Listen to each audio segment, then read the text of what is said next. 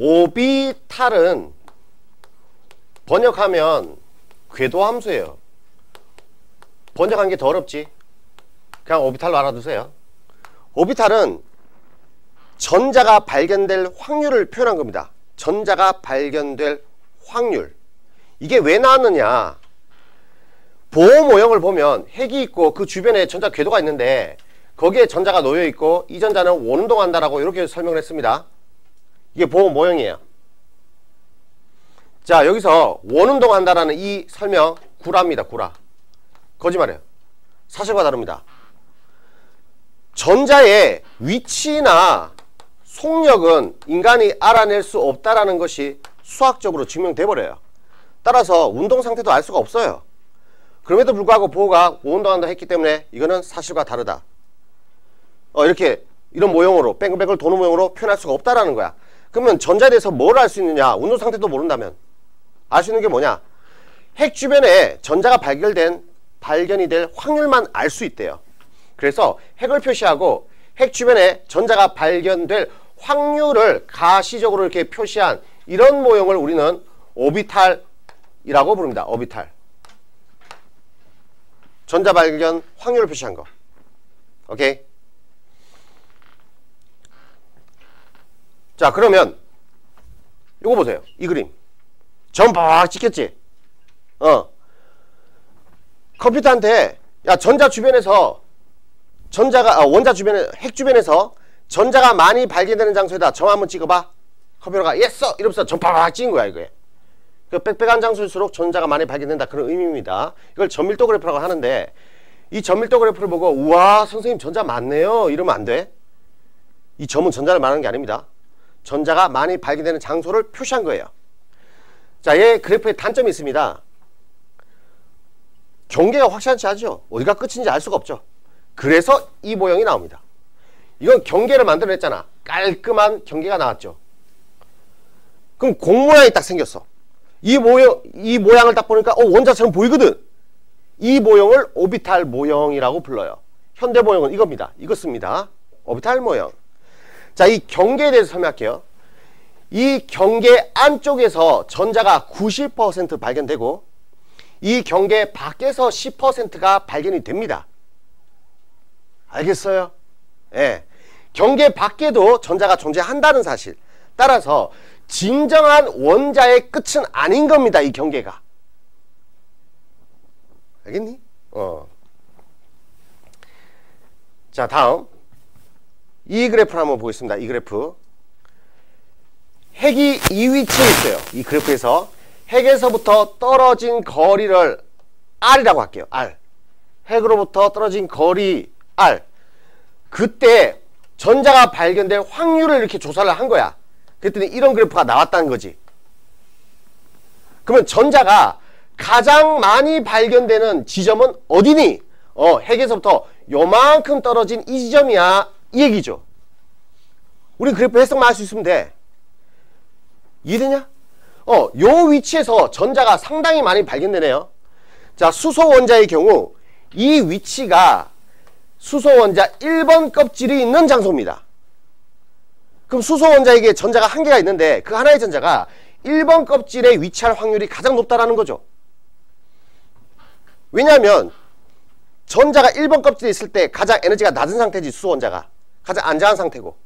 예, 그래서 바닥 상태의 수소 원자가 가장 많이 발견된다는 뜻입니다. 이해됩니까? 다음에 보호 모형에 따르면 만약에 1번이라고 칩시다. 그럼 2번이 여기 있다고 칩시다. 그럼 보호 모형은 여기서 발견되거나 여기서 발견된다. 여기 아니면 여기서 발견된다. 이거잖아. 근데 그래프 보세요. 이 사이에도 발견될 확률이 존재해버리죠. 전자가 움직이거든. 전이할 때 있잖아. 전이할 때 순간 발견되기도 하거든. 그런 것까지 다 고려한 그래프입니다. 이게. 알겠어요? 오케이. 자, 다음. 여러분들이 이 경계에 대해서 오해하는 게 좀 있어서 짚고 넘어가겠습니다. 일단 이거는 원자의 끝이 아닙니다. 이 경계는 끝이 아니라고 얘기했죠. 그 다음 이걸 1번 껍질로 또 착각하는 경우가 있습니다. 이 그래프를 보죠. 1번 껍질 위치 어디입니까? 여기죠. 여기가 수소원자 1번 껍질이죠. 자, 얘는 전자가 발견될 확률이 90%가 되는 그 장소를 말하거든. 이 위치 그래프에다 내가 표시해 볼게요. 90% 정도 되면 이 정도 거리에 있습니다. 이 정도 떨어져 있어요. 여기가 이 경계예요. 그래서 여길 중심으로 원을 돌리는 거지. 구 모양으로 돌려 이렇게 만든 그림이 이겁니다. 그러니까 이거 1번 껍질 아닌 거죠? 오케이. 전자가 발견될 확률을 표시를 해보니까 이러한 구형태가 나왔죠. 이걸 S오비탈이라고 부릅니다. 다음 2번 껍질에서도 전자가 발견될 확률이 있어요. 발견될 확률 Y축 PR 함수라고 할까요? PR 함수. 이 함수식은 여러분도 몰라도 되고 복잡한 지수 함수입니다. 자, 이게 1번 껍질에서 발견될 확률, 2번 껍질에서 발견될 확률 식이 달라요. 이번에는 2번 껍질에서는 그래프가 이런 식으로 나와. 3번은 또 이렇게 나와. 자, 요런 자료는 개정되면서 빠졌어요. 이 그래프 이제 앞으로 안 나올 겁니다.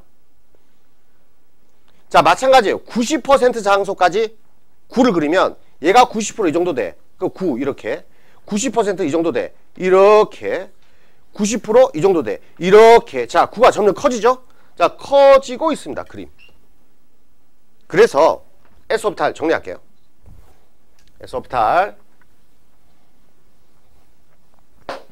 자, 1번 S오비탈이라는 게 있는데 알아야 될 내용 첫 번째 구형입니다. 구형은 방향성이 있니 없니? 예, 방향 없다는 뜻입니다. 방향성이 없어요.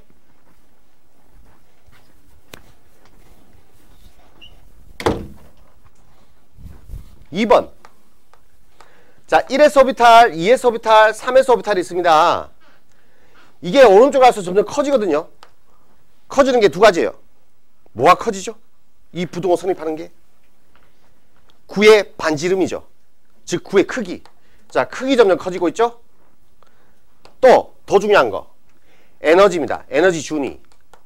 에너지 준위가 커지고 있습니다. 1S보다 2S가 에너지가 높아. 2S보다 3S가 에너지가 더 높아요. 왜 그러냐면 1S, 2S, 3S로 갈수록 반지름 점점 커지죠. 그럼 전자가 핵으로부터 멀리 있게 됩니다. 전자가 핵으로부터 멀리 있을수록 에너지는 높아져요. 됐지? 응. S오비탈 끝. S오비탈 끝.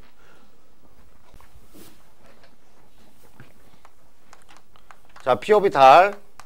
P오비탈은 2번 껍질부터 나타나요. 이게 X축, 얘가 Y축, 이게 G축. 여기가 핵이 있습니다.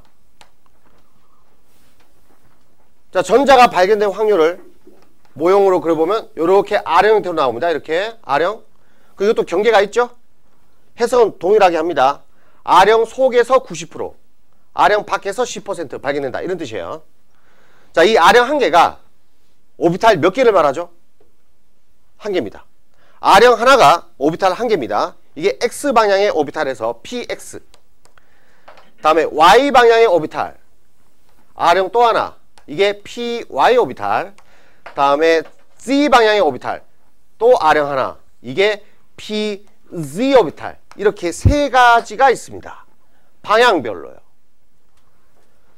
그래서 P 오비탈 특징 1번 R형형인데 R형이 몇 개야? 3개. R형이 3개라는 것은 세 방향을 의미합니다. 세 방향이고 오비탈 개수는 3개입니다. 3개. 2번 친구 졸고 있다. 졸리거든. 일어서서 해라. 뒤로 나가.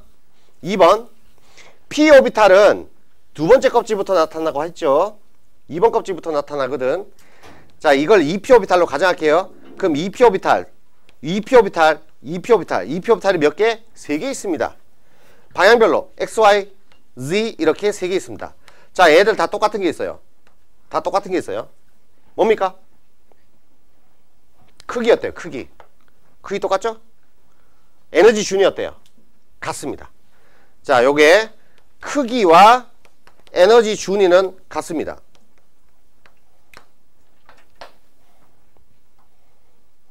크기와 에너지 준위는 같습니다. 얘는 방향만 다를 뿐. 그러니까 전자가 X 오비탈에 존재하든 Z 오비탈에 존재하든 이 두 전자의 에너지 준위는 동일하다 이런 뜻입니다. 오케이. 다음 이게 p 오비탈이거든요. 2p 오비탈이죠. 2p 오비탈. 여기 2s 오비탈을 여기다 한번 그려볼게요. 2s 오비탈은 요렇게 생겼습니다. 구형. 이게 2s 오비탈이에요. 그럼 2s 오비탈 크기보다 이놈의 p 오비탈이 더 핵으로부터 멀리 떨어져 있죠? 그래서 s 오비탈보다 p 오비탈 에너지 준위가 더 높아요. s 오비탈보다 p 오비탈 에너지 준위가 더 높아요. 그럼 1s 오비탈 그림 그려볼게요. 1s 오비탈은 이 속에 또 있어야죠. 이게 1s 오비탈이에요. 네. 다음 d 오비탈 하겠습니다. d 오비탈. 자, d 오비탈은 여기 화면 보죠. d 오비탈부터는 시험지 잘 안 나옵니다. 이게 3번 껍질부터 있고요. 얘 방향은 5방향이 있습니다. 5방향이 있다는 것은 오비탈 개수가 몇 개? 5개라는 뜻이에요. 오비탈이 5개. 오비탈 5개. 그 다음에 생긴 모양은 이렇게 복잡합니다. 그림 보면 알겠지만 나는 그리지 못합니다. 예, 이런 5개의 오비탈이 존재한다라는 것만 알면 돼요. 다음 마지막으로 F 오비탈도 나오는데 7개입니다. F 오비탈 개수 7개. 넘어갈게요. 다음 자, 수소 원자 에너지 준위입니다. 1번 껍질의 에너지 준위 마이너스 K, 2번 껍질 에너지 준위 마이너스 4분의 K, 마이너스 9분의 K, 마이너스 16분의 K 해서 제로가 최대값이죠. 그래서 공식이 마이너스 N 제곱분의 K 이거였습니다. 그 그래프예요. 이 그래프 특징 불연소 함수 땅땅땅땅 불연소 함수. 다음 간격 점점 좁아짐 이거죠. 자, 이건 수소고, 자, 얘는 수소가 아닌 다른 모든 원자에 해당됩니다. 이름은 다전자 원자라 그럽니다. 수소는 전자가 1개잖아요. 근데 헬륨부터는 전자가 2개 이상이지. 그래서 다전자 원자라 부르거든. 에너지 준위가 이렇게 생겼습니다. 얘보다 복잡하죠? 그러면 1번에 있을 때 에너지 준위 값, 자, 이 값이랑 같은 숫자일까요? 이런 거 생각해 본 적 있니? 얘는 마이너스 K죠? 그럼 다른 원자도 이 1번에서 에너지 준위 값이 마이너스 K일까요? 그렇지 않습니다. 원자마다 다 틀려요. 달라요. 이 공식이 다릅니다. 따라서 원자마다 이 간격도 다릅니다. 자, 얘를 표시를 해보면 1번에서의 에너지 준위예요. 다음에 2번 껍질부터는 두 가지로 에너지가 나눠집니다. 하나, 둘, 이렇게 세분화가 돼요. 3번 껍질에는 에너지가 3개로 세분화됩니다. 하나, 여기 하나, 둘, 셋, 이렇게요. 이렇게 세분화됩니다. 3개로 나눠지죠? 4번 껍질은 4개로 나눠져요. 4번 껍질 4개, 4개, 하나, 둘, 다음 셋, 넷, 이렇게 더욱더 세분화돼 버립니다.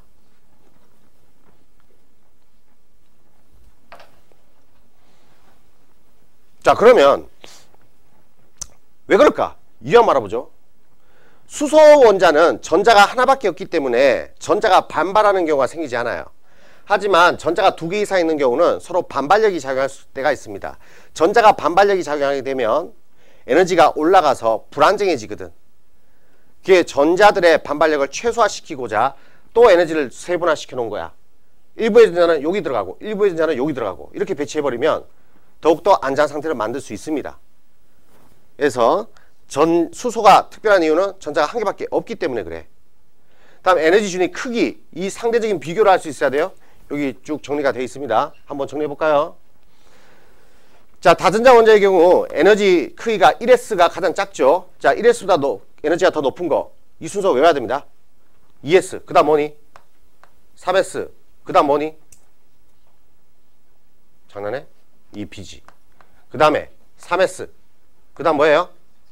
3P, 그 다음 뭐예요? 그 다음 뭐예요? 예, 여기 3D 나오기 전에 4S 있다는 거 굉장히 조심해야 됩니다. 4S 있습니다. 그림 보세요.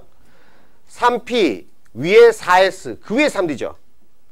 자, 이 현상이 왜 나타나느냐? 이 간격이 점점 좁아져서 그래요. 이 간격이 좁아져서. 그래서 얘가 파고 들어오는 거야. 4s가. 그래서 3D 나올 때 조심해야 돼. 사이먼 D. 얘 나올 때 그 전에 4s 있다는 거 절대 잊어서는 안 됩니다. 4s, 3D. 오케이. 자, 다음. 수소는 어때요? 수소는 1s. 그 다음 높은 거 뭐네? 2s, 2p. 둘 중에 누가 더 커요? 같습니다. 다음에 3s, 3p, 3d. 이거 모조리 다 같습니다. 이거는. 결국 수소는 주양자수만 보면 에너지를 알 수 있다는 거죠. 다음 여러분들, 수소에게 2p 오비탈이 있어요? 있다고 나와 있네. 수소에게 2p 오비탈이 있습니다. 수소한테도 d 오비탈 다 존재합니다. 여기서 같다라는 것은요, sp 오비탈이 없다는 의미가 아니라 존재는 하는데 에너지 크기가 같다라는 뜻이에요. 에너지 크기가 같다, 이런 뜻이죠. 자, 그러면 얘들 스펙트럼 실험을 해보면 스펙트럼 결과가 달라요. 자, 수소의 경우는요, 수소는 이런 파장, 뭐 이런 것들, 자, 요런 것들이 나오죠, 빛이. 근데 이 그림 보세요. 요런 게 추가로 더 나옵니다. 요런 거. 요런 게 추가로 더 나오죠. 그럼 이런 것도 더 추가로 더 생길 수 있죠. 그러니까 이 폭이 훨씬 많아지죠, 얘보다. 그래서 수소의 스펙트럼이 심플하게 뿅뿅뿅뿅 요렇게 나온다면 다른 원자들은 이것보다 더 복잡하게 나옵니다. 이걸 자세히 뜯어보면 이게 선 또 여러 개야. 자세히 뜯어보면 또 선 여러 개고, 이게 또 선 여러 개고, 이런 식이에요. 그래서 우리는 수소만 배웁니다. 따라서 원자마다 이 스펙트럼 모양이 다 다른 이유를 알겠죠. 원자마다 내부 구조가 이렇게 다 다르게 생겼기 때문에 그렇습니다. 그래서 선 스펙트럼은 원자의 지문과도 같죠. 그래서 다전자 원자의 스펙트럼이 이렇게 복잡한 이유는 오비탈의 에너지 준위가 또 차이가 나기 때문입니다. 끝. 다음.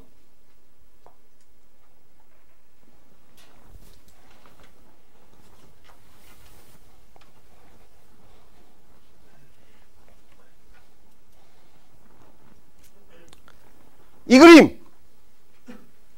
아까 내가 그려줬죠? 오비탈 하나를 박스 하나로 표현해요. 그 다음에 전자를 화살표로 표현합니다. 오비탈 한 개에 전자 최대로 몇 개까지 들어갈 수 있죠? 2개까지만 들어갈 수 있습니다. 다음, 이 박스 떨어져 있죠? 요 2개 떨어져 있죠? 얘는 붙여놨어요. 왜 붙여놨을까요? 떨어져 있는 박스와 붙어있는 박스 차이가 뭘까요? 에너지 준위입니다. 박스가 떨어져 있으면 에너지가 커지고 커진다는 뜻이고, 박스가 붙어 있으면 에너지 준위가 다 같다는 뜻입니다. 얘가 1s, 얘가 2s, 다음에 2p 중에서 x방향, y방향, z방향은 에너지 크기는 다 똑같다고 했죠? 방향만 다를 뿐 에너지 준위는 똑같습니다. 다음, 이 그림 그리는 게 또 귀찮으니까 이렇게 표기합니다. 여기 있는 숫자는 전자수를 말해요. 전자수. 전자 개수.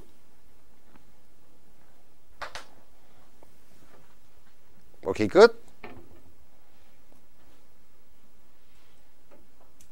다음.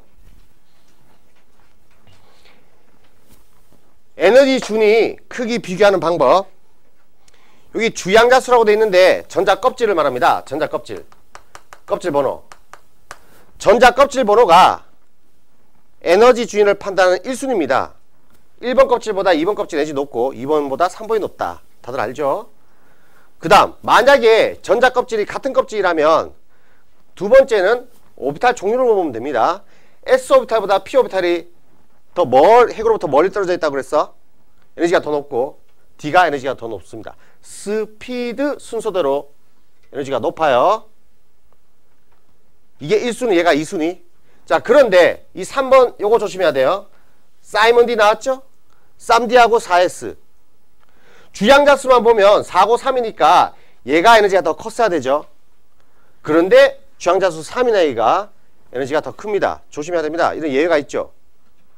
이 예외는 더 있지만 시험 문제에 나오는 경우가 요거밖에 없습니다. 요거 하나만 외우면 돼요. 자, 쌈디하고 4S. 수소의 경우는 누가 더 큽니까? 맞춰보세요. 수소는 4S가 더 커요. 수소는 4S가 더 커요. 알겠어? 항상 이게 아니야. 따라서 수소가 나오면 허를 찌는 겁니다. 수소 내버리면 많이 틀려요. 수소는 반대입니다. 결국 우리 수소는 몇 번이 적용 안 됩니까? 수소는 2번 볼 필요 없어요. 수소는 1번만 확인하면 됩니다. 수소는 1번만 주양자수만 확인하고 바로 답 구해버리면 됩니다. 이 옵탈 종류는 볼 필요가 없습니다. 수소는.